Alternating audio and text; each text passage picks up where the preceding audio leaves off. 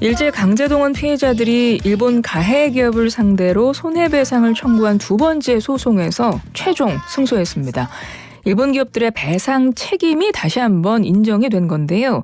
피해자와 유족들에게 직접 배상이 이루어질 수 있을까요? 강제동원 피해 소송 대리인 임재성 변호사 전화 연결해서 이야기 나누어 보겠습니다. 변호사님 안녕하세요. 예, 안녕하세요. 네, 이번 대법원이 2차 소송에서도 그 피해자들의 손을 들어줬습니다. 우선 이번 판결의 의미 어떻게 보시나요? 두 가지 측면 말씀드릴 수 있을 것 같습니다. 하나는 사회적인 측면을 보면 재확인했다라고 평가하고 싶은데요. 사실 강제동원 판결이 걸림돌, 장애물 이런 취급을 받아온 것도 현실입니다. 그래서 대법원이 다시 한번 강제동원이라는 것은 반인도적 불법행위고 또 이에 대한 현재적인 배상 책임이 일본 기업에게 있음을 확인한 판결이라고 평가하고 싶고요. 예. 두 번째로는 법률적인 측면에서는 그 2018년 기존에 있었던 대법원 판결을 보다 확장시켰다라고 평가할 수 있습니다. 그 소멸시효가 쟁점이었었는데 네. 광범위한 피해자가 있다 보니까 소송을 제기한 시간의 차이가 있었습니다. 근데 이거를 2018년부터 상당한 기간 내에 소송을 제기한 경우에는 소멸시효가 문제되지 않는다 이렇게 좀 판단했기 때문에 기존보다 더 나아간 판결이다라고 평가하고 싶습니다. 예, 사회적 측면과 법률적 측면으로 이번 판결의 의미를 짚어주셨습니다. 지난 2018년에 강제동원 피해자들의 배상 청구권 인정됐는데도 일본 기업이 이미 시효가 지났다고 해서 상고를 했던 것이고 그것을 이번에 대법원이 이제 기각을 한 건 거죠. 그래서 그래서 법률적으로 그런 의미까지 짚어주셨고요. 이번 판결이 일본 기업이 그 상고한 지 5년여 만에 나온 겁니다. 사실 첫 번째 판결하고 결론적으로 내용은 크게 다르지 않은데 왜 이렇게 오랜 시간이 걸린 건가요? 요 부분에 있어서는 좀 짚고 넘어갈 부분이 있는데요. 네. 사실 2018년 대법원 판결 이후에 일본이 이 판결에 대해서 굉장히 아주 적대적인 감정과 여러 가지 조치를 취하지 않았습니까? 우리가 이제 경제 보복이라고 하는 것들을 기억하고 있을 텐데 네. 실제로 외부에 좀 잘 드러나지 않았지만 일본이 또 어떠한 식으로 방해를 했냐면 2018년 대법원 판결 이후에 그 이후에 진행되는 강제동원 소송들의 절차를 아주 고의적으로 방해를 했습니다.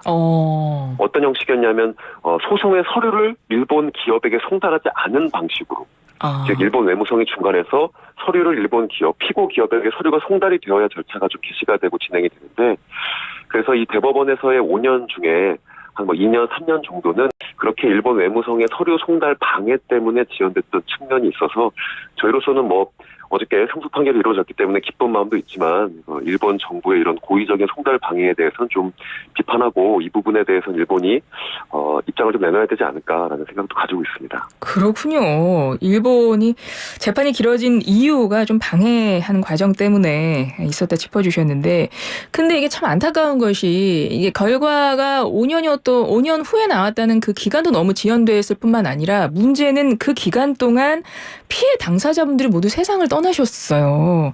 그래서 이번 판결 때도 보니까 이제 다 사진으로 이제 유족들이 그렇게 사진을 들고 참여를 하셨던데 유족분들 입장에서도 상당히 길고 힘든 시간이었을 것 같습니다. 유족분들 뭐라고 말씀하시던가요? 실제로 어저께 판결이 선고된 피해자 기준으로 하면 11분 피해자가 소송을 제기하셨고 네. 실제로 일본 지사 같은 경우는 소재기 당시에는 모두 생존해 계셨습니다. 그런데 대법원 판결을 직접 보신 분은 아무도 없으신데요. 당연히 조금이라도 빨리 판결이 선고되기를 희망하셨고 그러지 못해서 너무 안타깝다. 특히 이제 올해 5월에 돌아가신 김재림 선생님이 계십니다. 그래서 조금만 더 버텨주셨으면 마지막 본인이 제기하시고 진행하셨던 소송의 마지막을 보실 수 있었을 테라고 해서 다들 안타까워하셨고요. 또 울먹이면서 아버지 어머니의 고통들이 그래도 뒤늦게나마 대법원에서 확인됐다는 것들에 대해서 좀 위로를 받으셨던 측면도 있습니다. 네. 근데 이번 소송 결과에 대해서 일본 정부는요 여전히 받아들일 수 없다 이렇게 주장을 하고 있습니다. 일본 정부의 입장 어떻게 들으셨어요? 일관된 입장이죠. 사실 2018년 대법원 판결 이전부터 해왔던 입장이고 2023년까지 거의 한 6, 7년 가까이 한국 대법원에 대한 비판과 비난을 계속 지속하고 있는데요. 저는 이건 굉장히 일본 정도의 국제사회에서의 지위를 가진 국가가 해서는 안 되는 일이라고 생각합니다. 한국과 일본이 이웃 국가인데 여러 가지 과거사의 쟁점들을 가지고 있지만 이웃 국가의 최고 부분의 판결에 대해서 존중해야죠. 네. 그리고 존중하는 과정, 입장을 전제로 한 이후에 이런 것들에 대해서 어떻게 뭐 책임을 이행할지 아니면 협의를 할지에 대한 얘기를 하는 것이 방식인데 대법원을 비난을 넘어서서 뭐 받아들일 수 없다, 국제법을 위반했다라는 방식의 이야기는 이게 뭐 법률적으로도 맞지 않고 실제로 국격에 부합하지 않는 아주 뭐라 그럴까요? 좀 무책임한 표현이었다고 생각이 듭니다. 이번에 하야시 요시마사 일본 관방장관이 이번 판결에 대해서 한일 청구권 협정에 명백히 반하는 것이다 이렇게 말을 하면서요.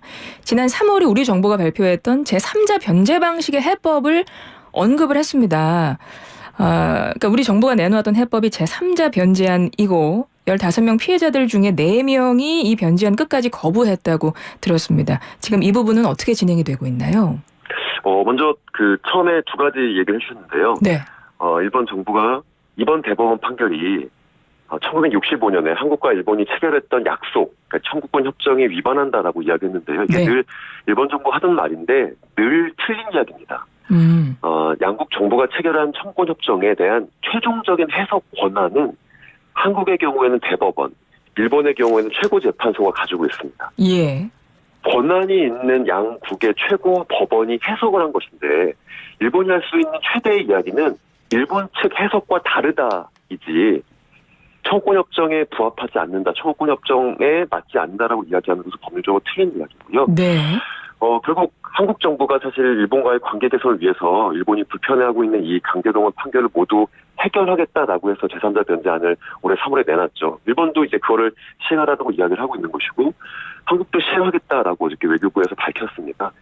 저는 매우 안타까운 모습이라고 생각하고 이 판결에 책임을 지고 있는 피고 기업은 일본 기업이고 그 일본 기업이 가해 행위를 했기 때문에 이번 판결을 받은 것인데 일본 기업은 어디론가 사라지고 한국 정부가 일본의 책임을 모두 떠안겠다라고 일본이 주장하고 한국이 지금 맞장구 치는 그런 모습입니다. 네. 15명 피해자들 중에 4명은 내부는 제3자 변제안 끝까지 거부하셨는데 지난 여름에 정부가 이 4명 몫의 판결금을 법원에 공탁하려고 한다 이런 기사 본 것 같거든요. 그거 지금 어떻게 진행되고 있습니까? 기습적으로 공탁을 했고요. 결국 거부하시는 피해자들이 자신의 판결을 택시했다라고 이야기하셨음에도 불구하고 정말로 기습적으로 공탁을 해서 이 판결 채권을 없애려고 했는데 다행히 법원에서 거기에 제동을 걸었습니다. 그래서 정부의 공탁 신청이 불수리됐고요. 거기에 대해 정부에서 지금 계속 불복을 하고 있지만 법원에서는 일관되게 정부의 제3자 변제 공탁이 위법하다. 왜냐하면 채권자의 의사에 반하기 때문에라고 해서 지금 계속 불복 절차 중에 있습니다. 하지만 법원은 지금까지 이루어진 판단들은 모두 정부의 조치가 위법하다라고 판단을 하고 있습니다. 예. 2018년 대법원 확정 판결 이후에 피해자들이 일본 전범기업 국내 재산 상대로 압류 걸고 현금화하는 절차 밟았다 이렇게 들은 것 같은데요. 그건 지금 어떻게 되고 있어요? 그 절차도 진행 중에 있고요. 통상의 민사 절차의 방식입니다. 그러니까 판결에서 진 채무자가 판결을 이행하지 않으면 채무자의 재산을 찾아서 압류하고 집행하는 것들은 통상적인 민사의 절차이고 예. 피해자들도 일본 기업이 배상하지 않겠다라고 고집을 부리고 있으니 한국 내 자산을 확인하겠다라고 해서 확인을 했고 거기에 대한 절차를 진행하고 있는데요. 마지막 최종 단계인 대법원에 가 있습니다. 역시 그 절차에서도 일본 기업이 계속 불복을 해서 절차가 좀 지연되고 있는 건 사실인데 그래도 방해와 불복들을 모두 뚫고 지금 마지막 매각 명령이 확정되는 최종 단계인 대법원에 가 있고 대법원이 매각 명령을 확정해 준다면 바로 경매 절차는 시작될 예정입니다. 그러면 대법원이 매각 결정하면 일본 전범기업 국내 재산 압수할 수 있는 거예요? 이미 압류는 되어 있고요. 예. 그 압류된 자산을 팔아야 현금화가 최종적으로 이루어지는 거기 때문에 그 결정의 마지막 단계에 가 있습니다.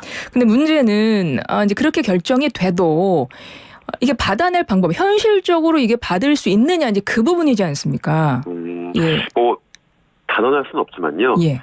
경매 절차가 시작이 되면 통상의 민사 집행 절차와 마찬가지로 경매에서 입찰하시고 그럼 일본 기업의 자산을 입찰에 참여하신 분이 받아가시고 그 입찰 금액을 피해자가 받는 겁니다.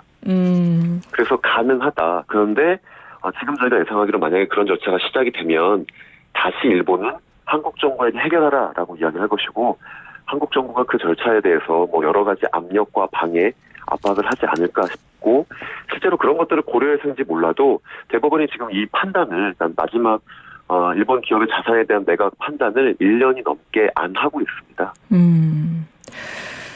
정부가 이번 확정 판결 이후에 이번에 손해배상 확정 판결 받은 강제징용 피해자들에 대해서도 제3자 변제하겠다 이렇게 밝혔더라고요. 이건 어떻게 생각하세요? 사실 이런 상황에서 정부가 좀 더 발벗고 나서주면 좋을 텐데 어떻게 보십니까? 물론 정부가 자국 피해자들의 권리를 보호하기 위해서 노력해주면 좋은 건 너무 당연하다고 생각합니다. 네, 저희들이 원칙적으로 바라고 있는 측면인데 사실 지금 정부의 입장은 저희를 보호하기는커녕 채권을 없애려고 하는 다양한 조치들을 시도하고 있는 상황이어서요. 보호에 대한 요청은 뭐라고 할까 너무 꿈 같은 이야기고 일본 기업에게 배상을 받고 싶어하는 피해자가 있다면 그들의 권리를 뺏어가지 말고 그들의 권리 실현을 방해하지 말아달라 정도의 요구가 지금 저희가 할 수 있는 최선일 거라고 봅니다. 외교부 관계자는요, 이 재단과 함께 피해자 유족 찾아뵙고 정부 해법에 대해서 설명드리고 이해를 구하는 노력을 하겠다. 이렇게 밝히고는 있습니다. 대법원의 판결 아직 하나 더 남아 있습니다. 강제동원 피해자들이 미쓰비시 상대로 낸 손해배상 소송 2건의 상고심인데요. 이 판결의 결과는 어떻게 기대를 하고 계세요? 예, 다음 주 목요일 날 또 선고가 이루어지고요. 실제로 한 건이 더 있습니다. 미쓰비시 중공업을 상대로 한 2건과 히타치 조센이라고 하는 기업 상대로 한 건의 3건의 판결인데, 어제 판결로 사실상 그 강제동원 관련된 법률적 쟁점들은 모두 어느 정도 정리가 된 상황이기 때문에 긍정적인 판결 결과를 기대하고요. 뿐만 아니라 대법원에 또 남아있는 사건들도 좀 있습니다. 그래서 아마 내년 상반기 중에는 대법원에서 지금 진행되고 있었던 많은 강제동원 사건들이 판결이 이루어질 것이고 또 거기에는 피고기업들이 우리가 알고 있었던 미쓰비시 중공업이나 일본제철 이외에도 또 다른 피고기업들이 있습니다. 그래서 부디 그런 피고기업들이 자신의 책임을 외면하지 말고 피해자들과 성실하게 판결 이행에 대해서 협의하는 모습들을 보이길 좀 언론적인 이야기지만 그 말씀을 드릴 수밖에 없을 것 같습니다. 예, 알겠습니다. 오늘 말씀 잘 들었습니다. 임재성 변호사였습니다. 고맙습니다. 예, 감사합니다.